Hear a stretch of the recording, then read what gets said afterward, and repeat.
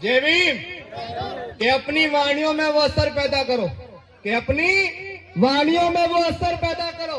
रुख हवाओं का मोड़ दे वो हुनर पैदा करो। और अगर चाहते हो मान सम्मान और स्वाभिमान की जिंदगी जीना, अगर चाहते हो इस देश में आपकी बहन बेटों की इज्जत आबरू कभी ना लुटे, तो उस मान सम्मान और स्वाभिमान को बचाने के लिए, अपनी बहन बेटों की इज्जत आबरू बचाने के लिए जो सर कट जाए ना, वो सर पैदा करो साथियों, वो सर पैदा करो।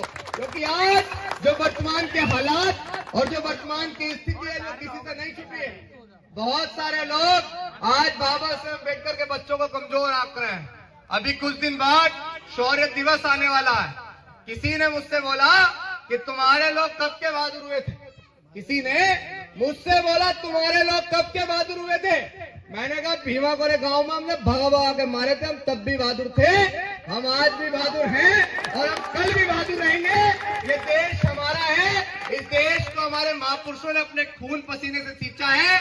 बाहर से आए लोग अगर ये समझ रहे हैं ना कि 4 दिन के लिए वो गाड़ी के अंदर ड्राइवर बन के क्या बैठ गए तो पूरी गाड़ी उनकी हो गई, तो गाड़ी तो हमारी, मालिक हम हैं।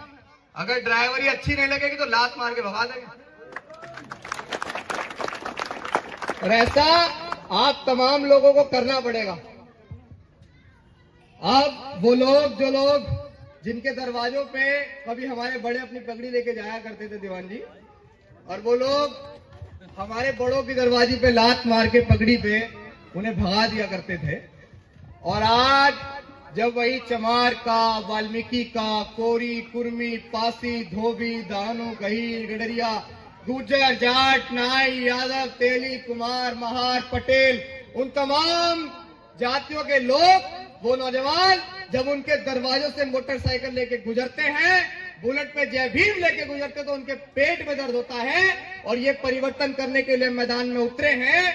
एक नज्म इस पे सुना दूं कि तुम्हारी चौखटों पे सर के अब रखते नहीं हैं हम, कि तुम्हारी चौखटों पे सर के अब रखते नहीं हैं हम।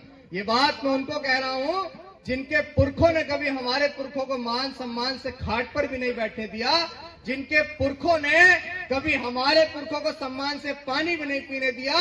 ये बात उनके लिए कि तुम्हारी चौखटों पे सर के अब रखते नहीं हैं हम, हमें मालूम है साहिब तुम्हें इस बात का है गम, हमें मालूम है साहिब तुम्हें इस बात का है गम।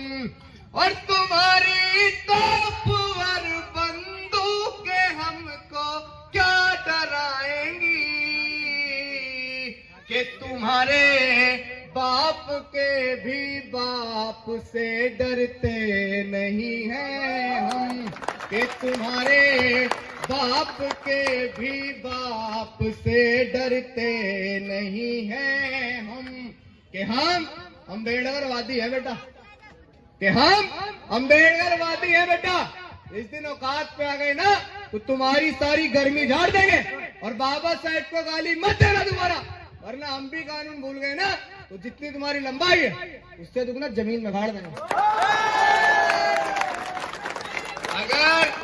अगर किसी के दिमाग में ये फितूर हो कि वो हमें डरा के धमका के या हमारे समाज पे वीडियो बना के वो हमें डरा देंगे, तो अब ये समाज पहले वाला नहीं है। खाल उतार के भूस भर देगा, भूस। इस बात को दिमाग में उतार लेना।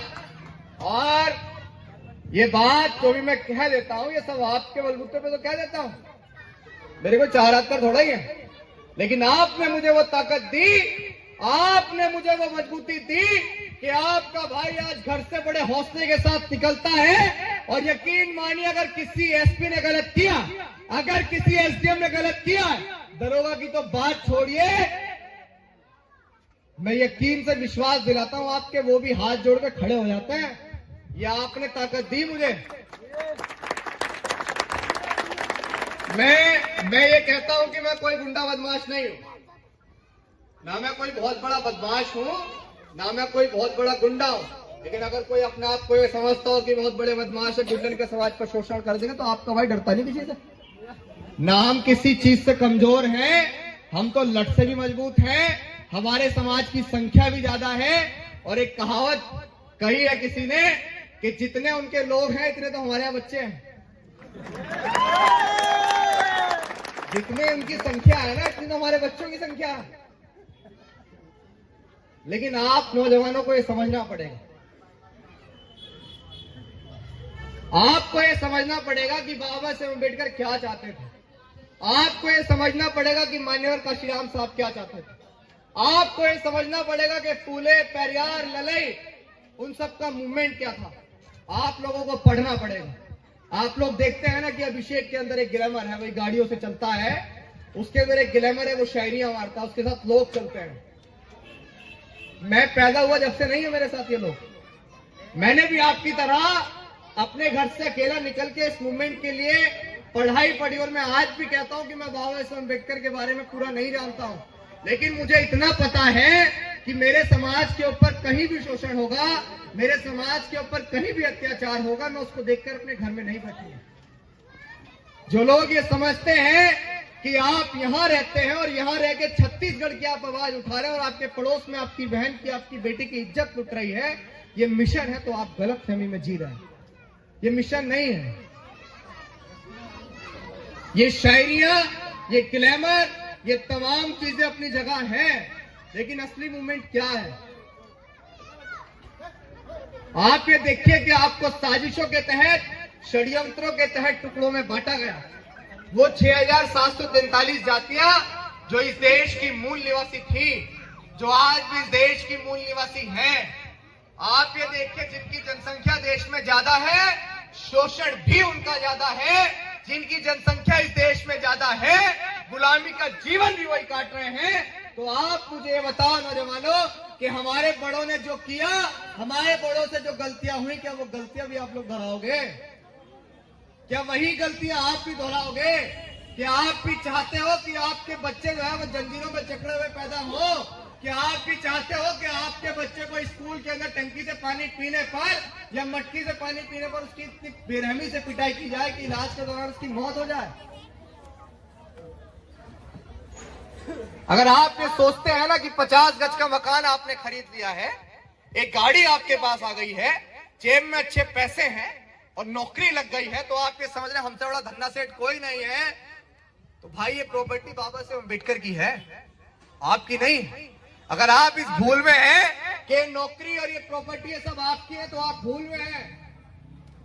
मेरी उम्र बेशक कम है, कि छोटी सी चिंगारी सही एक नए परिवर्तन का आगाज हूं, कि छोटी सी चिंगारी सही एक नए परिवर्तन का आगाज हूं, और मैं खामोश रहूं भी तो क्यों, बाबा साहेब के मिशन की एक बुलंद आवाज हूं, बाबा साहेब के मिशन की एक बुलंद आवाज हूं। कुछ लोग ये कह देते हैं कि नौजवान है, न जाने क्या करेगा, तो साहब वक्त से पहले हादसों से लड़ा हूं, कि वक्त से पहले हादसों से लड़ा हूं। मैं अपनी उम्र से कई साल बड़ा हूं, मैं अपनी उम्र से कई साल बड़ा हूं, क्योंकि मैंने देश के इतने हिस्सों में जाके देखा है कि शोषण क्या होता है। आप दिल्ली एनसीआर में रहते हैं, आपको घटनाओं की जानकारी नहीं होती। कभी मेरे साथ चलिए, आप कभी ऐसे बैकवर्ड इलाकों में चलिए जहां आज भी हमारा समाज साफ पानी को मोहताज है, जहां आज भी हमारा समाज अच्छी शिक्षा को मोहताज है, जहां आज भी हमारा समाज अच्छे कपड़ों को मोहताज है और मान सम्मान से जिंदगी जीने को मोहताज है। मेरे साथ चलिए तो आप लोग देखिए, मैं ज्यादा दूर की बात नहीं कर रहा हूं।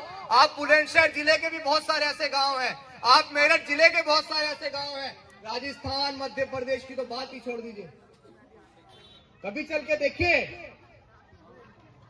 ये लोग, ये सारी चीजें, ये भार बाबा साहेब अम्बेडकर का कारवां सब आपके ऊपर है।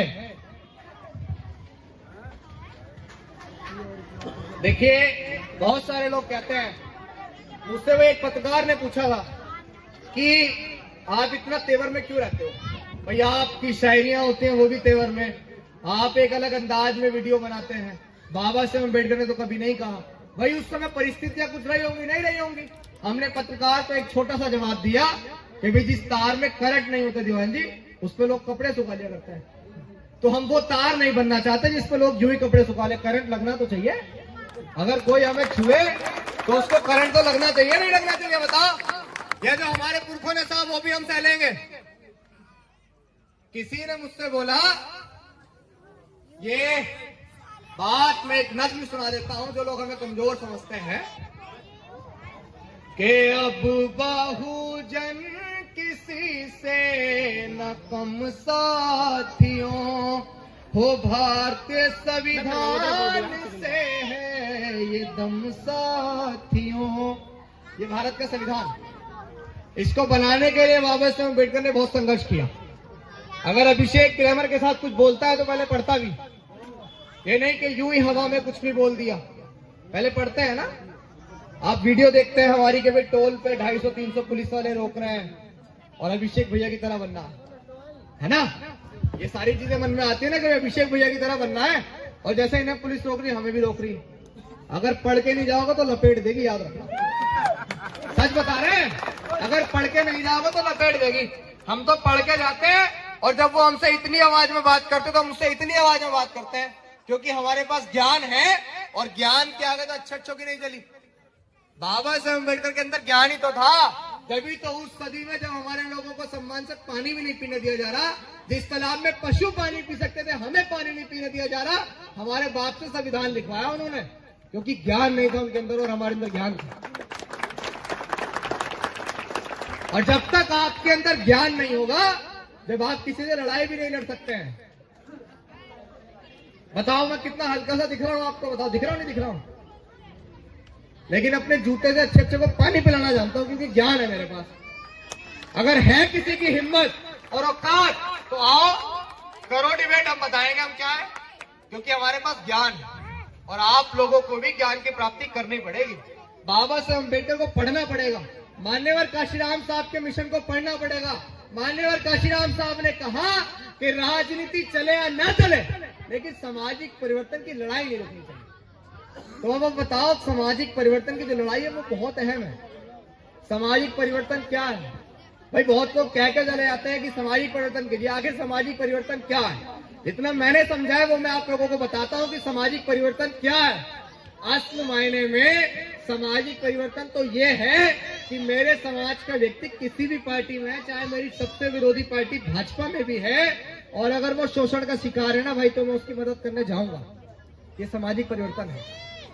वो पार्टी विरोधी है, लेकिन मेरे भाई के साथ जो घटना हुई वो जाति देखकर हुई, और हम एक बार इसको देख के आएंगे अल्टीमेटम कि अगर तुम अगली बार भी इसी पार्टी में रहे तो नहीं आएंगे, तो नहीं आएंगे, लेकिन आप जरूर जाइए। अब एक बात उनके लिए कह दें, जो ये लोग सोचते हैं कि भी हम डर के घर बैठ जाएंगे, तो अब तो मंसूबे बिल्कुल, गर्मी लग रही है थोड़ी, अब तो मंसूबे बिल्कुल जो है लेके निकल चुके हैं कि अब के सारी हदों से गुजर जाएंगे, हो मत समझना डराने से डर जाएंगे, हो मौत के नाम का खौफ देता है क्यों, मौत जिस रोज आएगी मर जाएंगे, हो मौत जिस रोज आएगी मर जाएंगे। कि मुझको जालिम का तरफदार नहीं लिख सकते, कम से कम वो मुझे लाचार नहीं लिख सकते, और जान हथेली पर लिए जो बोल रहे हैं सच, उसे इस देश के बिकाऊ अखबार नहीं लिख सकते, उसे इस देश के बिकाऊ अखबार नहीं लिख सकते। आप लोगों को ये समझना पड़ेगा कि मेन स्ट्रीम मीडिया हमारी चीजों को कभी नहीं दिखाता है। आप बाइकआउट कीजिए टीवियों को और बहुजन मीडिया को देखने का काम कीजिए। ये हमारे भाई जो है कवरेज कर रहे हैं, इनका बहुत बहुत आभार। कि जो गोदी मीडिया, जो जातिवादी मीडिया, जो एक सत्ताधारी पार्टी के एजेंट होकर काम करती है, जो उनके इशारे पे काम करती है, उनको मुंहतोड़ जवाब देने के लिए और ग्राउंड रिपोर्ट देने के लिए ऐसे साथी जमीनी स्तर पे उतरकर हमारी खबरों को आप तक पहुंचाने का काम करते हैं। मैं इन भाई का भी बहुत बहुत आभार व्यक्त करता हूं। अपनी एक अलग पहचान बनाएंगे हम लोग, कि अपनी एक अलग पहचान बनाएंगे हम लोग। जो नहीं करने दिया अब तक वो करके दिखाएंगे हम लोग। और संविधान को बदलने की चाह रखने वालों, कि संविधान को बदलने की चाह रखने वालों, मरकर भी संविधान को बचाएंगे हम लोग, मरकर भी संविधान को बचाएंगे हम लोग। क्योंकि अगर संविधान जिंदा है तो हम जिंदा हैं, और अगर संविधान खत्म हो गया तो गले में हांडी और पीछे झाड़ू होगी। तो भाई गली कूचों पर खड़े होकर तो अपना दिन हम भी गुजार सकते हैं नौजवानों। मैं आपको बता रहा हूं, आपसे ज्यादा उम्र नहीं है मेरी। आप लोग सोचते हैं कि बाबा साहब अम्बेडकर के आरक्षण की वजह से आपकी नौकरी लगी और पापा ने एक अच्छी गाड़ी दिला दी और आपने एक गाड़ी ली और सिगरेट का धुआं उड़ाते हुए बड़े ग्लैमर के साथ जा रहे, तो वो ग्लैमर नहीं है। गली कूचों पर खड़े होकर तो अपना दिन हम भी गुजार सकते हैं भाई, लेकिन बाबा साहेब के मिशन से 2 मिनट भी हटना गले में हांडी और कमर पे झाड़ू याद दिला देता। किसी भी पीड़ा को महसूस करने के लिए उस पीड़ा का सहना ही जरूरी नहीं होता है। अगर पढ़ के आप वाकई समाज के दुख और तकलीफों को समझेंगे तो रोंगटे खड़े हो जाएंगे, रोंगटे खड़े हो जाएंगे कि कैसे उस दौर में हमारे पुरखों ने वो जलालत सही होगी। यहाँ बहुत सारे बुजुर्ग भी बैठे हुए हैं, उन्हें भी ये एहसास हुआ होगा, उन्होंने भी कभी अपने, भाई शांत रहो, आवाज मत करो बिल्कुल भी, उन्होंने भी अपने दौर में बहुत सारी चीजें ऐसी सही होंगी कि उन्हें बहुत अपमान का सामना करना पड़ा। अच्छा, कोई ऐसे बुजुर्ग हमारे बीच में बैठे हुए हैं जिन्होंने जातिवाद का शिकार हुए, कभी जिन्होंने जाति की वजह से किसी चीज का सामना करना पड़ा है? कोई बुजुर्ग यहाँ बैठे हुए जिन्हें जाति की वजह से कभी गांव में कभी नकारा हो, कभी जाति की वजह से किसी को कुछ किया गया हो? है कोई बुजुर्ग यहाँ बैठे हुए? अच्छा, नहीं है। लेकिन मैं आपको बता देता हूं कि जाति की वजह से किन किन चीजों का सामना करना पड़ा। शायद आप लोग कभी पढ़ते नहीं है ना, इसलिए ज्ञान का अभाव है। जाति वो थी कि आपके गले में हांडी और पीछे झाड़ू होती थी, क्योंकि आपका थूक इतना नापाक था कि आपके थूक अगर जमीन पे पड़ेगा तो धरती अपवित्र हो जाएगी, इसलिए एक मटका हुआ करता था। आपके पीछे एक झाड़ू बंदी होती थी, क्योंकि आपके जो कदम है अगर उस कदम पे दूसरे के कदम पड़ जाएंगे तो वो अपवित्र हो जाएगा, इसीलिए आपके पीछे झाड़ू बंदी होती थी। आपको सुबह शाम घर से बाहर निकलने का अधिकार नहीं था। पूछो क्यों नहीं था? क्योंकि सुबह शाम जो परछाई होती है वो टेढ़ी होती है, और टेढ़ी परछाई जो है वो किसी दूसरे में पड़ेगी तो मैं एक अछूत हूं, तो जिसके ऊपर परछाई पड़ेगी वो पवित्र हो जाएगा। इसीलिए सिर्फ दोपहर में निकलने का अधिकार था, क्योंकि सूर्य की रोशनी में आपकी परछाई बिल्कुल सीधी होती है, जो आपके ऊपर ही होती है। ये चीजें कभी पढ़ो, जब तक ये चीजें नहीं पढ़ोगे जीवन में अब हर पल एक अलग ही सुकून, जीवन में अब हर पल एक अलग ही सुकून है। सबके समान हो गया हमारा जो खून है। पहले गले में हांडी कमर पे झाड़ू और गुलामी से जी रहे था, पहले गले में हांडी और कमर पे झाड़ू गुलामी से जी रहे थे हम, और अब ये बाबा साहेब के संविधान से एक अलग जीने का जुनून है। बाबा साहेब के संविधान से ही जीने का जुनून है। आप लोगों को इस संविधान को बचाना पड़ेगा। अब मुझे ये बताओ कि जिस सामाजिक परिवर्तन को हम लोग लेके चल रहे हैं, क्या पार्टियों को एक किनारे रख के हमारा साथ दोगे या नहीं दोगे? बताओ। वोट मांगने नहीं आया हूं, वोट मांगने नहीं आया हूं। मैं ये आपको विश्वास दिलाता हूं कि अगर चरण सिंह कॉलोनी के अंदर कोई घटना होगी, कोई सामंती, कोई जातिवादी, कोई सवर्ण मानसिकता का व्यक्ति अगर मेरे समाज के ऊपर शोषण करने का प्रयास करेगा, तो आपका भाई सिर्फ आपसे एक कॉल की दूरी पे होगा। अगर मेरे पास घटना की खबर पहुंच जाएगी, कहां है पदम भाई? पदम कहां है? पदम यहां कमल है, यहां मनोज है, ये तमाम लोग यही रहते हैं। इन तक घटना पहुंचाइएगा। विश्वास दिलाते हैं कि आपके मान सम्मान से समझौता नहीं करेंगे, जैसे पहले हो जाता था ना कि किसी ने 10 दिए, 20 दिए, 30 दिए और हम लोग समझौता करके घर बैठ गए और फिर पिटे फिर बाहर आ गए। आप हमारा साथ देना, इस सामाजिक परिवर्तन की लड़ाई में हमारा साथ देना। सहयोग और साथ बहुत तरीके के होते हैं।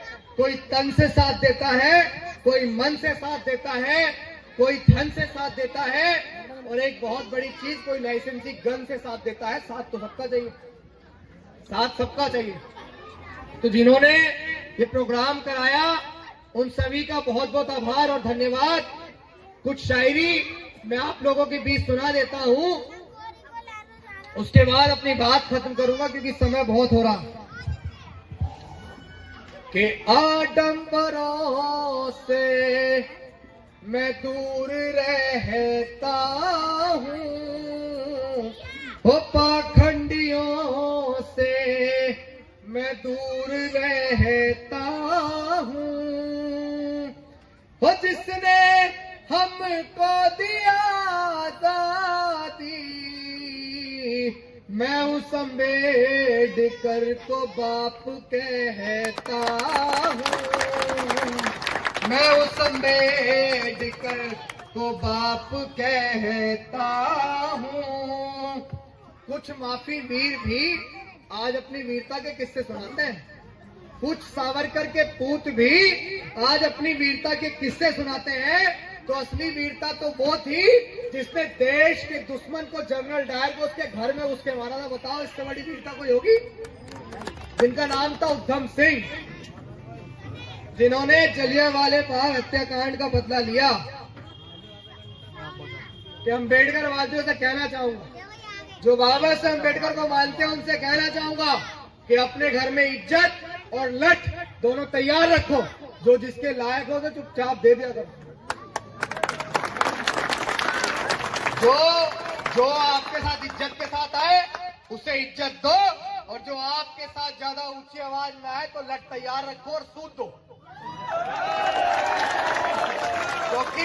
क्योंकि बाबा साहब अम्बेडकर के मानने वाले लोग कमजोर नहीं है। इस देश में मजबूरी का नाम महात्मा गांधी हो सकता है, लेकिन अगर मजबूती का नाम इस देश में कोई है तो वो बाबा साहब अम्बेडकर है। तो भाई हम मजबूरी के नाम को नहीं मानते, हम तो मजबूती का नाम को मानते हैं। और हम ऐसी मजबूती चाहते हैं कि हमारे समाज के लोग इतने मजबूत हो जाएं कि उनके हर घर में फॉर्च्यूनर खड़ी हो। हमारे समाज का हर नौजवान मुठों के साथ ताव देकर निकले, और जो लोग हमें कमजोर समझते हैं उनको आंखों से डरा दें। आप ऐसी ताकत पैदा करो, ऐसा सामाजिक परिवर्तन पैदा करो कि अगर हमारी बहन को किसी ने भी छेड़ लिया तो उन लोगों को ये पता लग जाए कि भाई इनकी बहन बेटी की तरफ आंख उठा के मत देखना, क्योंकि अगर इनके लोगों को पता लग गया तो सुबह आके आंख ही नोच लेंगे। ऐसी ताकत आपको पैदा करनी पड़ेगी। मैं कोई भड़काऊ भाषण नहीं दे रहा हूं। बहुत सारे लोग सोचेंगे भड़काऊ भाषण दे रहा है। अगर अपने समाज को जागरूक करना, शोषण के खिलाफ आवाज उठाना अगर भड़काऊ भाषण है तो मैं ऑन मीडिया कहता हूं कि हाँ मैं भड़काऊ भाषण दे रहा हूं। जिसको जो करना है करना। भाई मैं एक बात बताऊं, प्रशासन हमें किस चीज का डर देता है? प्रशासन हमें किस चीज का डर देता है? जेल भेज देंगे, मुकदमा कर देंगे। तो भाई मुझे एक बात बताओ, जेल जो है ना वो क्रांतिकारियों के लिए कहना होती है। अगर हमें पुलिस जेल भेजेगी तो किसी लड़की को छेड़ के तो जाएंगे नहीं, कहीं चोरी चकारी तो करके जाएंगे नहीं। समाज के मान सम्मान और स्वाभिमान के लिए लड़ने के लिए जेल जाएंगे।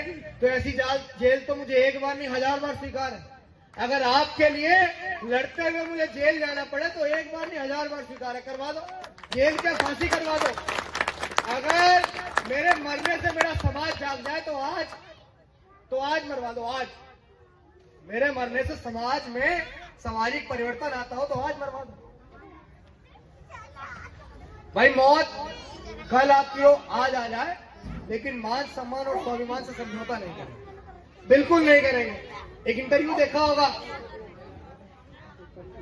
उन्होंने मुझसे बोला था कि भाई आपको लखुआ टोल प्लाजा पे 250-300 पुलिस वालों ने रोका, क्या आपको डर नहीं लगा?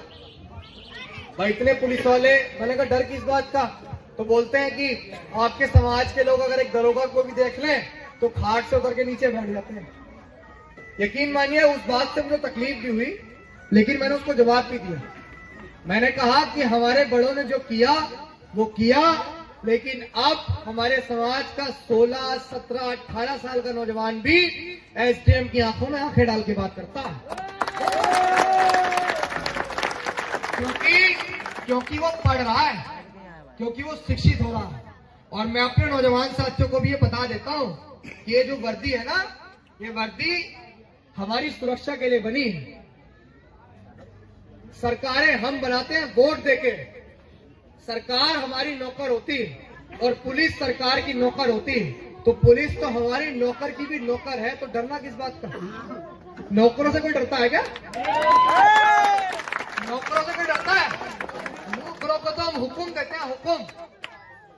पुलिस का डर हमारे अंदर नहीं है जब तक हम गलत नहीं कर रहे हैं, और गलत करने वाले को पुलिस छोड़ती भी नहीं, क्योंकि भारत के संविधान में उन तमाम लोगों के लिए इलाज बंधे हुए हैं।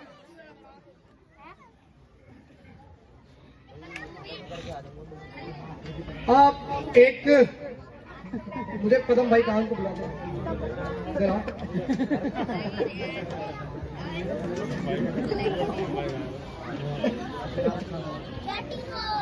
ये पदम भाई हैं, इन्होंने हमारा प्रोग्राम कराया।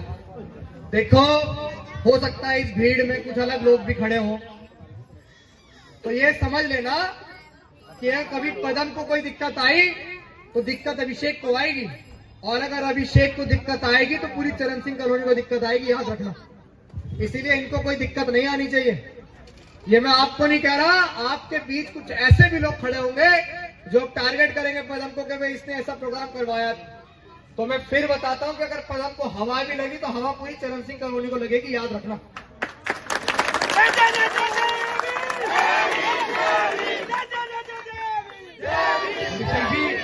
आपको आश्वस्त करता हूं, अगर इस कार्यक्रम के बाद में पदम नहीं किसी भी व्यक्ति को अगर आंख उठाने की हिम्मत करी तो सबसे पहले वो मुझे देंगे।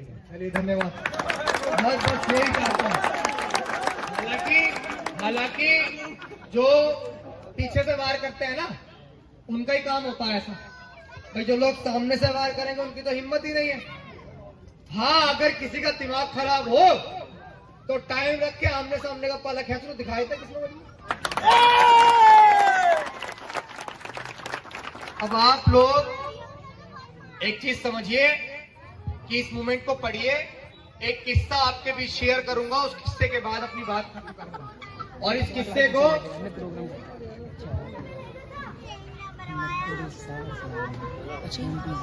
मैं इस पर्ची के बारे में सिर्फ इतना कहूंगा कि मैं सिर्फ सामाजिक मुद्दों पे बात करना चाहता हूं सर, मैं राजनीतिक मुद्दों पे बात ही नहीं करना चाहता।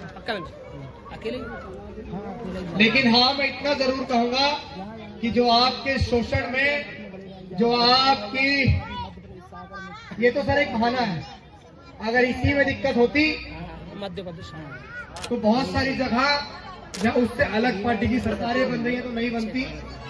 लेकिन सिर्फ बंद कमरे के अंदर बैठकर ईवीएम चिल्लाने से काम नहीं बनता। अपने अधिकार मांगने के लिए सड़कों पर उतरना पड़ता है। अगर ईवीएम के खिलाफ कोई जमीन पे उतरेगा तो आपके क्या इस स्टेज के माध्यम से मैं आज ऐलान कर रहा हूँ कि पूरी भीड़ के 10 समर्थन करूंगा।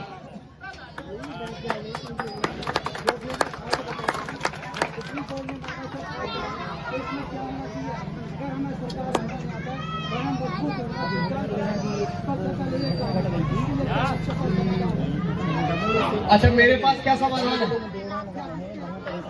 देखिए बाबूजी, मैं एक बात कहूंगा, कड़वी तो लगेगी, लेकिन मैं आपके समाज का बच्चा हूं, आप मुझसे भी कह देना।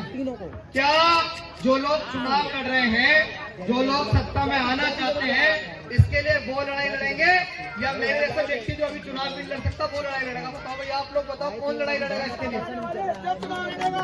भाई, मैं सामाजिक रूप से जमीनी स्तर पर लड़ाई लड़ता हूँ भाई, और मैं जब सामाजिक रूप से कहीं जाता हूँ तो वीडियो के माध्यम से आह्वान करता हूँ कि मेरे नौजवान साथी मेरा साथ देने पहुंचना। जिस दिन चुनाव में, अगर मैं अभी तो मैं नहीं कह रहा हूँ कि मैं कभी चुनाव लड़ूंगा, ना मैंने कभी सोचा है, सड़क पे उतर के पहले इसके खिलाफ आंदोलन करूंगा जब लड़ूंगा चुनाव।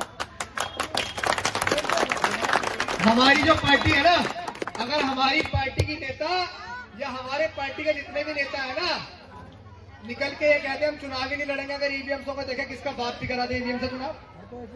लेकिन वो तो चाहते हैं ना कि ईवीएम से ही हो, वो राज स्थापित करना ही नहीं चाहते। कमी तो बहुत ही हम में है, उसके लिए लड़ना पड़ेगा, लेकिन उसकी लड़ाई की शुरुआत करेगा कौन?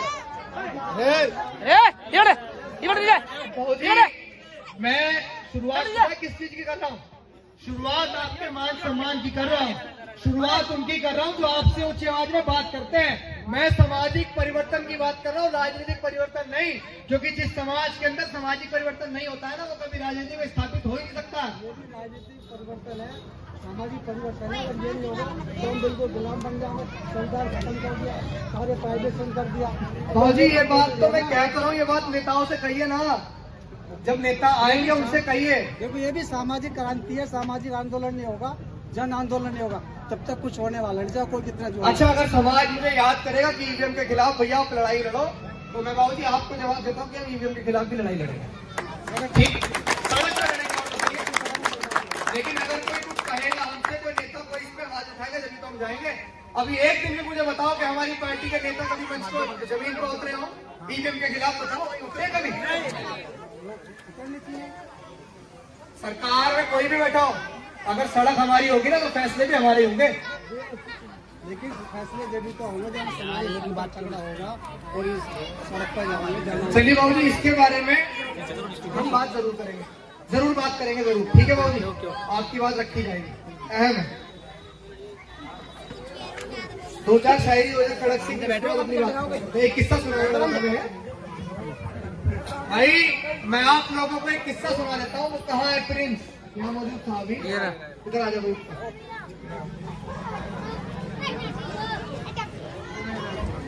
बड़े ध्यान से भाई सुनना मध्य इस बात प्रदेश को। आए कल के चले हुए। ये प्रिंस है, इस थोड़ा सा हाँ मिलवा दूंगा। पीछे बहुत सारे आवाज आपसे निवेदन है कि जहाँ आप खड़े हो वहीं बैठ जाओ थोड़ा सा। ये प्रिंस है, मिलवा दूंगा, ये शांत हो जाओ, कोई नहीं बैठा। थोड़ा सा मन से थोड़ा पीछे मैं हो जाओ। मिलवाऊंगा। आप हो जाओ स्टेज पर, इसकी उम्र मात्र 15 साल है मिलवा दूंगा अभी। और ये हापुड़ जिले के गांव बालन का रहने वाला है। ठीक है, अभी एक घटना हुई थी, अगर आप तमाम लोगों ने देखा होगा कि हापुड़ पे हमारी टोल पे पुलिस वालों ने हमारी गाड़ी रोकी। वो ये शख्स था जिसको 15 साल के नाबालिग को इसने आवाज उठाई थी, क्योंकि जो अपने आप को 60-84 और तमाम चीजों से नाम से अंकित करते हैं, उन लोगों ने बाबा साहब अम्बेडकर की प्रतिमा पे लात रख के और गाली गलौज और इनका अपमान किया, और इस नौजवान ने गांव से आवाज उठाई। तो इसके घर पे गोलियां चलाई गई, इसके परिवार को डराया गया, धमकाया गया, और ये बहुत परेशान होता हुआ कहीं से पता निकालता हुआ दिल्ली हमारे आवास पे पहुंचा, और इसने हमसे मदद मांगी। तो हमने अपने कुछ साथियों के साथ, जैसे सलीम भाई है, रवि है और राजपाल भाई और तमाम साथियों के साथ मैंने इसे वहां भेज दिया। कौन सा थाना पड़ता है? बिलखुआ थाने हमने भेज दिया। तो एसएचओ साहब ने इसको ही उठा के जेल भेज दिया और हमारे साथियों को डरा के वापस दिल्ली भेज दिया। हमारा फोन भी रिसीव नहीं किया। मैं आपको इस संविधान के ज्ञान की ताकत बता रहा हूं, ध्यान से सुनेंगे तो, कि कोई भी कुछ भी कर सकता है अगर ज्ञान हो। भाई 15 साल के नाबालिग को जेल भेजा। दीवान जी, आपको पता होगा कि आप 15 साल के नाबालिग को संविधान के तहत बड़ी जेल में नहीं भेज सकते। या तो आप बच्चा जेल में भेजेंगे या बाल सुधार गृह में भेजेंगे, आप उसको जेल नहीं भेज सकते हैं। तो इनके ऊपर 3-4 मुकदमे करके एसएचओ ने जेल भेज दिया, क्योंकि वहाँ एसएचओ जो थे वो भी एक विशेष जाति से थे, वहाँ प्रधान जो थे वो भी एक विशेष जाति से थे, वहाँ के जो सीओ साहब थे वो भी एक विशेष जाति से थे, और विधायक भी एक विशेष जाति से थे।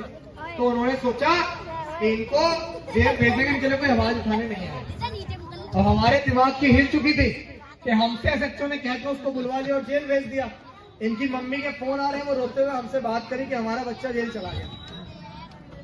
हमने 2 जुलाई को हापुड़ के रामलीला मैदान के अंदर इकट्ठे होने का आह्वान किया, बिना पार्टी बिना संगठन।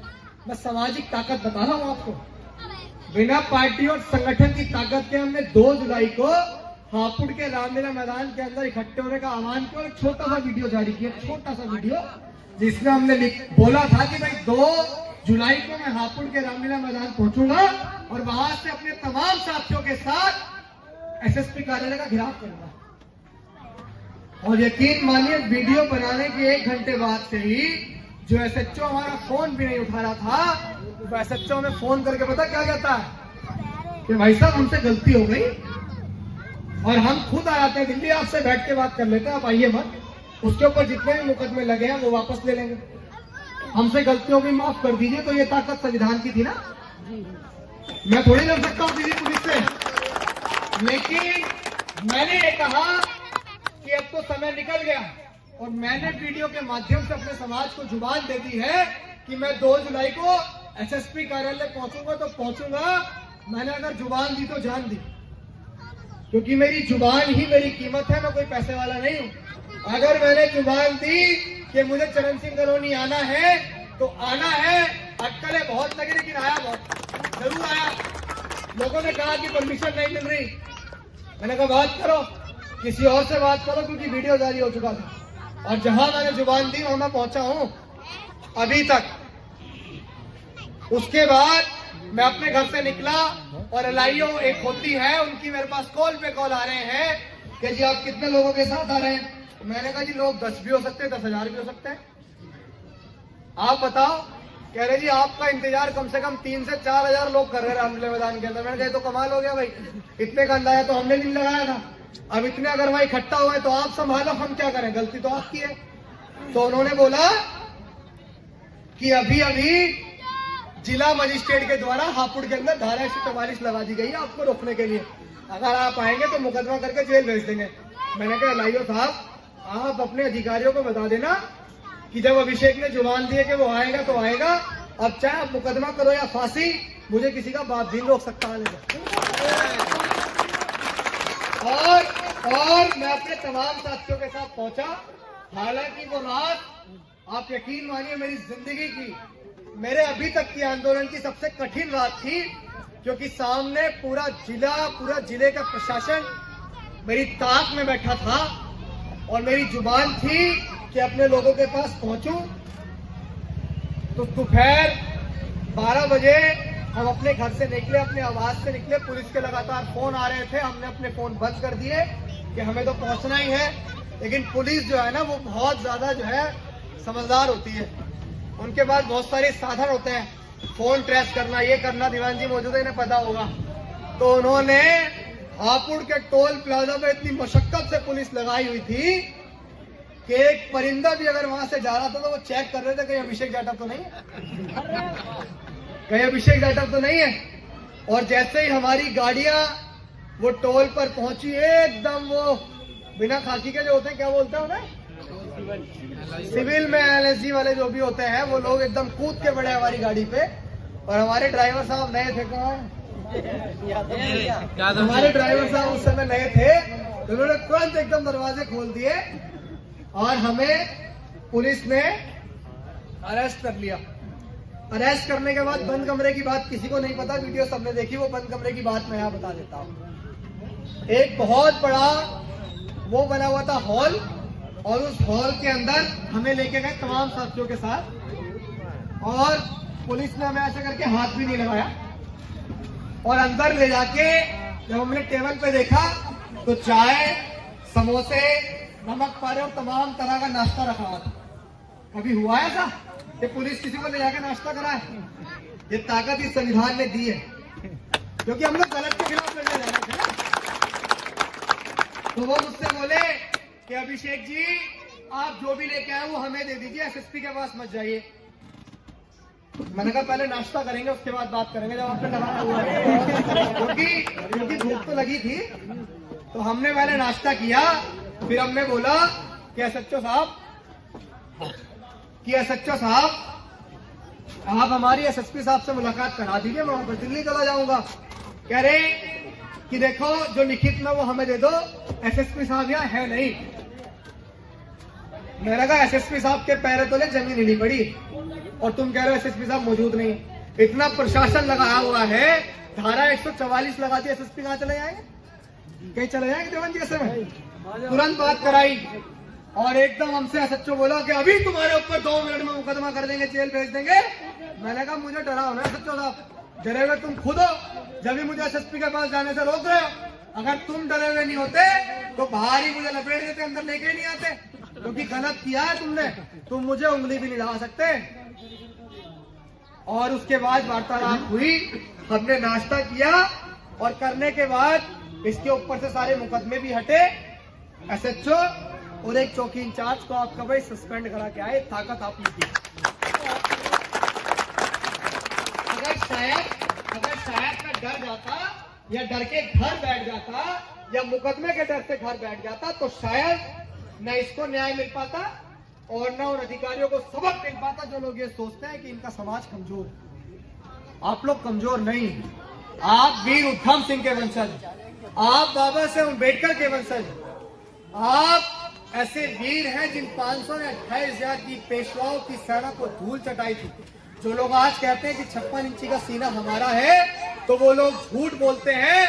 असली मायने में तो 56 इंची का सीना बहुजन समाज के लोगों का है, क्योंकि आप हिसाब लगा लीजिए, अगर 500 लोग 28,000 को मारते हैं तो एक व्यक्ति पर 56 आदमी पड़ेंगे, तो 56 इंची का सीना तो हमारा है। देखिए, एक जनता के शायर होने के नाते मैं एक नज्म कह के अपनी बात खत्म कर देता हूं। युवा पे रोजगार पूछता है वो वादा, कहाँ गया 2 करोड़ नौकरियों का वादा।